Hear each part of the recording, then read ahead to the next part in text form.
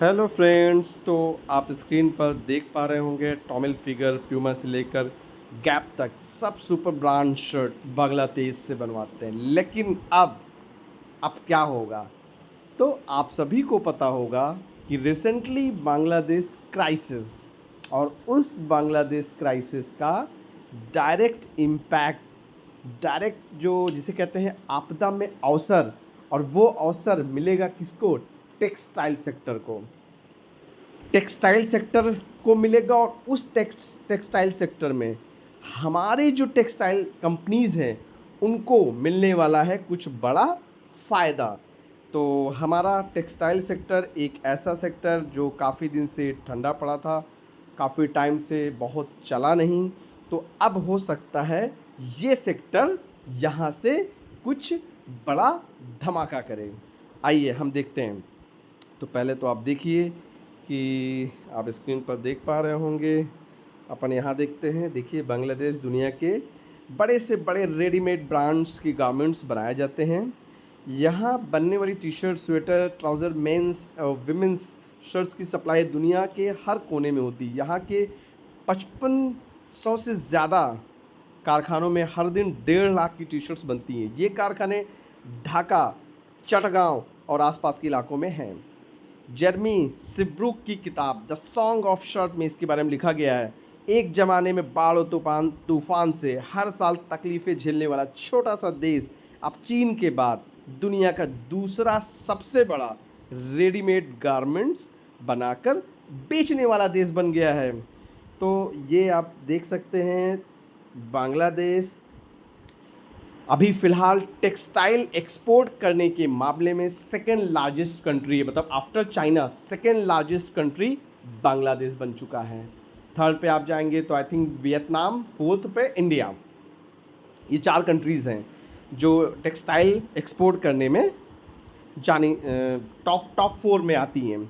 तो अगर हम देखें तो बांग्लादेश क्राइसिस का होगा क्या? बांग्लादेश क्राइसिस का आप देखिए, ऐसे में भारतीय कंपनियों को बड़े ऑर्डर मिलने की उम्मीद, साथ ही मतलब इस क्राइसिस का, बांग्लादेश क्राइसिस का हमारे देश इंडियन मार्केट, मतलब इंडियन टेक्सटाइल कंपनीज़ को मिल सकता है बड़ा फ़ायदा।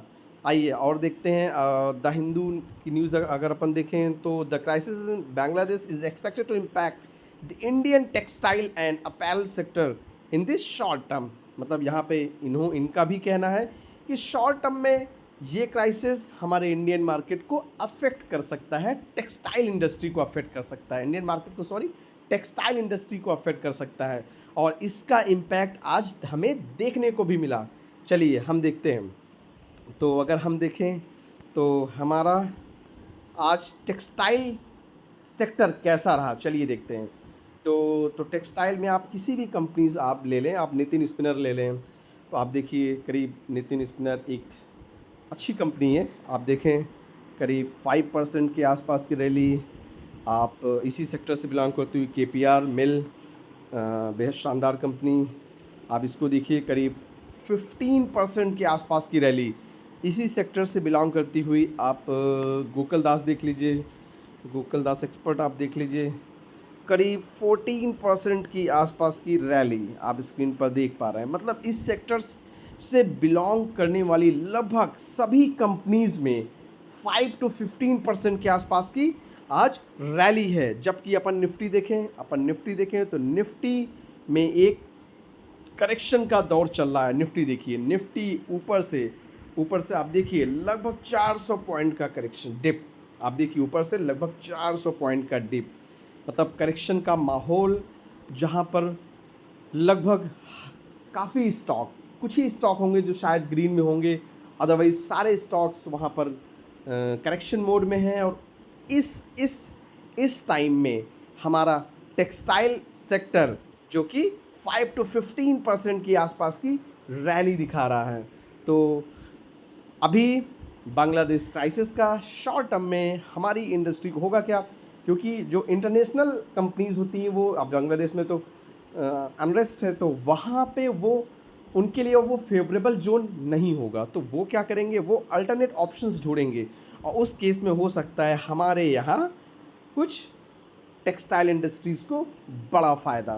तो चलिए आज हम बात करते हैं अपनी एक फेवरेट टेक्सटाइल इंडस्ट्री से बिलोंग करती हुई कंपनी केपीआर मिल। केपीआर मिल एक शानदार कंपनी। चलिए इसके फंडामेंटल्स की बात करते हैं। तो फंडामेंटल्स अगर चेक करें तो करीब 28,000 करोड़ के आसपास का मार्केट कैप, 18% के आसपास का आरओई, ईपीएस 23। आप वैल्यूएशन देखिए, वैल्यूएशन 34 इंडस्ट्री का और इसके सामने कंपनी का वैल्यूएशन 34। ठीक है, बहुत ज़्यादा महंगा नहीं है। और इसी ये तो हमारा, चलिए इसके शेयर होल्डिंग पैटर्न्स की बात कर लेते हैं, फिर हम अपन डिस्कस करेंगे कुछ और स्टॉक की इस सेक्टर से बिलोंग करता हुआ। तो अपन अगर शेयर होल्डिंग पैटर्न देखें तो 73% के आसपास प्रमोटर, म्यूचुअल फंड्स, रिटेल। मुझे ये सबसे ज़्यादा अच्छा लगा कि रिटेल की होल्डिंग इस स्टॉक में लगभग 6% के आसपास, मतलब पब्लिक इस स्टॉक में बहुत कम है। और जिस स्टॉक में पब्लिक होती है कम, वो स्टॉक मल्टी बैगर बनने में बहुत ज़्यादा पॉसिबिलिटी होती है कि वो स्टॉक मल्टी बैगर बने वहाँ से। क्यों? हालांकि केपीआर मिल एक ऑलरेडी एक मल्टी बैगर बन चुका है, मल्टी बैगर स्टॉक है, तो यहाँ से बहुत ज़्यादा बढ़ जाए तो ऐसा तो मैं नहीं कहता, बट हाँ ठीक है, यहाँ से कुछ अच्छे रिटर्न्स शॉर्ट टर्म में दिला सकता है, ऐसा अपन ज़रूर बोल सकते हैं। और इसी में अगर एफआईज होल्डिंग देखें अपन तो 5% के आसपास। चलिए अपन इस मार्च क्वार्टर में देखें तो देखिए मार्च क्वार्टर में देखिए तो मार्च क्वार्टर में म्यूचुअल फंड आप 13% देखिए, मतलब म्यूचुअल फंड ने भी अपनी होल्डिंग बढ़ाई है जून क्वार्टर में। और अगर अपन देखें एफआईज देखें तो एफआईज 4.64% के आसपास थे और अभी देखिए 5% के आसपास, मतलब एफआईज ने भी अपनी होल्डिंग बढ़ाई है। तो चलिए इसी सेक्टर से बिलोंग करता हुआ एक और बेहद अच्छा स्टॉक नितिन स्पिनर। बेहद शानदार स्टॉक, एक ऐसा स्टॉक जिसके इस स्टॉक को मैंने क्यों चूज़ किया, वैल्यूएशन मुझे इसके ठीक लगे। चलिए देखते हैं, अगर इसके वैल्यूएशन अपन चेक करें तो इसके वैल्यूएशन आप देखिए इंडस्ट्री पे 45, उसके सामने कंपनी पे 16। तो 16 के वैल्यूएशन पे मुझे ये कंपनी ठीक लगी। P16 मतलब ठीक है, वैल्यूएशन बहुत ठीक ठाक है। आरओई 11% के आसपास, ईपीएस 25 ठीक है।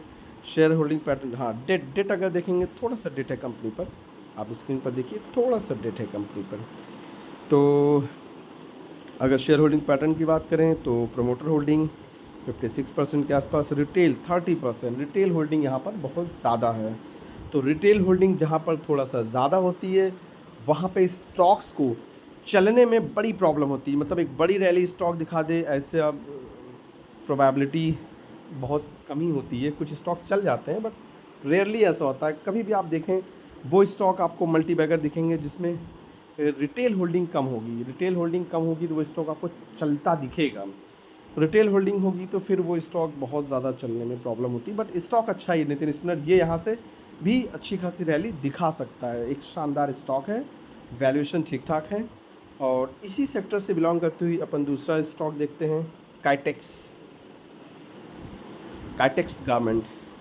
तो अगर अपन इसके वैल्यूएशन चेक करें तो फंडामेंटल चेक करें तो वैल्यूएशन इसके भी आप देखिए, कम इंडस्ट्री P 34, इसका P 26, आरओई कम है, ईपीएस भी कुछ खास नहीं। और डेट देखिए तो डेट खैर ठीक है, मैनेजेबल है। और अगर अपन इसमें शेयर होल्डिंग पैटर्न की बात करें तो 56% के आसपास, रिटेल 42% के आसपास, मतलब कुछ ये रहे कुछ टेक्सटाइल सेक्टर से बिलोंग करती हुई कुछ कंपनीज़। और इन्हीं सेक्टर्स में चलिए एक और स्टॉक ले लेते हैं, गोकुलदास एक्सपोर्ट अगर लें अपन तो इसको भी अपन देख सकते हैं, इसके भी फंडामेंटल्स चेक करते हैं। तो कंपनी के फंडामेंटल्स अगर अपन देखें तो कंपनी के ये देखिए इंडस्ट्री P 34, उसके सामने स्टॉक का भी 51। स्टॉक थोड़ा सा महंगा हो चुका है। आरओई 10% के आसपास, ईपीएस 10 के आसपास, 18 के आसपास सॉरी। और शेयर होल्डिंग पैटर्न की अगर अपन बात करें तो रिटेल यहाँ पर अगर अपन देखेंगे तो रिटेल की होल्डिंग 32%, म्यूचुअल फंड 26%, एफआईज 26%। तब स्टॉक अच्छा है, स्टॉक ठीक ठाक है। तो ये टेक्सटाइल सेक्टर से बिलोंग करते हुए कुछ आप स्टॉक देखिए जहाँ पे निफ्टी में करीब 400 to 500 के आसपास का डिप, वहाँ पे आप टेक्सटाइल इंडस्ट्री देखिए, वन साइडेड रैली। हर एक स्टॉक कोई भी इस सेक्टर से बिलोंग करते हो कोई भी कंपनी आप चेक करिएगा 5 to 15% के आसपास की रैली। तो ये रहा हमारा आज का एक ऐसा सेक्टर जो काफ़ी टाइम से चला नहीं है और हो सकता है आने वाले टाइम में ये स्टॉक कुछ अच्छा करे, ये सेक्टर कुछ अच्छा करे। तो अभी हमने आपसे कुछ स्टॉक्स डिस्कस किए, इनमें से जिस भी स्टॉक में आपको लगता है कि वैल्यूएशन सबसे पहला बड़ा मुद्दा वैल्यूएशन होता है। मोस्टली लोग वैल्यूएशन देखते नहीं, स्टॉक्स की प्राइस देखते हैं। स्टॉक्स आज 100 पॉइंट बढ़ गया, उन्होंने ख़रीद लिया, ऑब्वियस सी बात है 2 से 4 दिन वो वहाँ से 200 पॉइंट नीचे आ जाएगा और हो जाएगा लॉस। और अगर हमें लॉस से बचना है और प्रॉफिट करना है मैक्सिमाइज़, तो उस केस में हमें ढूंढने होंगे कुछ ऐसे स्टॉक्स जिनके वैल्यूएशन हो रीज़नेबल। अगर आप वैल्यूएशन रीज़नेबल आप ढूंढते हैं तो रीज़नेबल वैल्यूएशन पे स्टॉक्स अगर आपको मिलते हैं, आप उसको पकड़ के रखिए, बिल्कुल बैठ जाइए नागराज बन के, और वो स्टॉक आपको 100% लॉन्ग रन में एक एक एक अच्छा खासा प्रॉफिट जनरेट करके दे ही देगा। तो आज हमने जो भी स्टॉक्स डिस्कस किए, ये हमने सिर्फ बांग्लादेश क्राइसिस को लेकर डिस्कस किए कि उसकी वजह से हमारे जो इंडियन टेक्सटाइल इंडस्ट्रीज़ पे जो इफ़ेक्ट आएगा, तो उनका किन किन कंपनीज़ को हो सकता है फ़ायदा। हमारी तरफ से ये कोई रिकमेंडेशन नहीं है, मैंने सिर्फ आपसे सेक्टर डिस्कस किया। आप स्टॉक्स कौन से लेने हैं, क्या लेने हैं, ये आप अपने रडार पे रखिए। स्टॉक्स आप देखिए, जो स्टॉक्स आपको पसंद आता है, आपको लगता है कि वैल्यूएशन यहाँ पे इस स्टॉक में ठीक ठाक है, उस स्टॉक को आप SIP मोड में ऐड अपने पोर्टफोलियो में कर सकते हैं। तो मेरी तरफ से नो रिकमेंडेशन, ये वीडियो सिर्फ एजुकेशनल पर्पस से ये वीडियो है।